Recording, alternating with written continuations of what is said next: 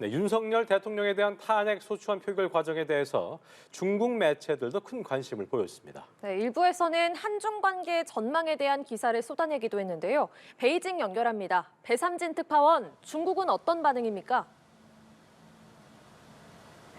네, 한국 대통령의 탄핵소추안 표결 상황에 대해 중국 매체들은 비상한 관심을 드러냈습니다.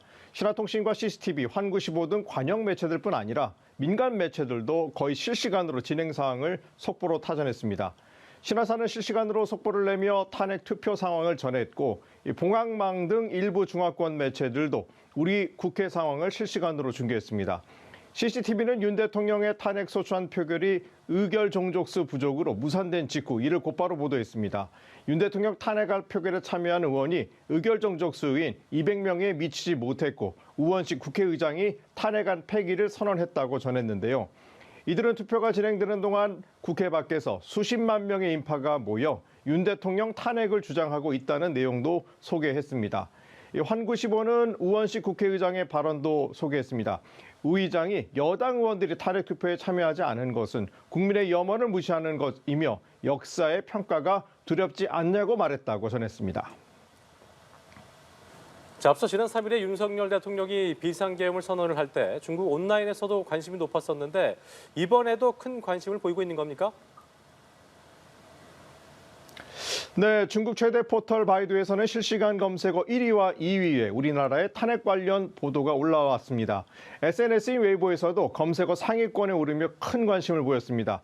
어제 윤 대통령이 계엄 선포와 관련해 대국민 사과를 한 것 역시 중국에서 생중계로 보도됐습니다. 바이두와 웨이보 등에는 윤 대통령 탄핵 투표뿐 아니라 김건희 여사의 특검 부결, 김용현 국방장관의 수사와 체포, 탄핵 소추 재발의 계획 등 다양한 내용들이 올라오고 있습니다. 특히 중국 매체들이 실시간으로 뉴스를 올리고 있는 만큼 그에 대한 반응이 많은데요. 이 사회주의 국가인 중국에서 보기 어려운 비상계엄 선포나 탄핵 소추안 발의 등에 중국인들이 관심을 보이고 있는 것으로 이해됩니다. 이번 사태가 향후 한국의 대중국 관계에 미칠 영향을 분석하는 보도도 나왔습니다.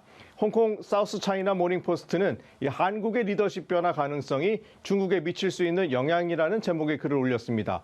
이 윤 대통령의 탄핵 가능성이 높아지면서 분석가들은 제1야당의 집권 가능성이 더 크고 이에 따라 중국에 대해 더욱 유화적인 접근이 취해질 수 있다는 전망을 실었는데요. 하지만 어떤 정당이 집권하든 대중 정책에는 큰 변화가 없을 것이라는 분석도 있습니다. 이미 한중 관계의 전성기는 과거의 일이 됐고 중국과 더 많은 대화 시도 노력이 있을 수 있지만 기본적인 것은 변하지 않을 것이란 얘기입니다. 지금까지 베이징에서 전해드렸습니다.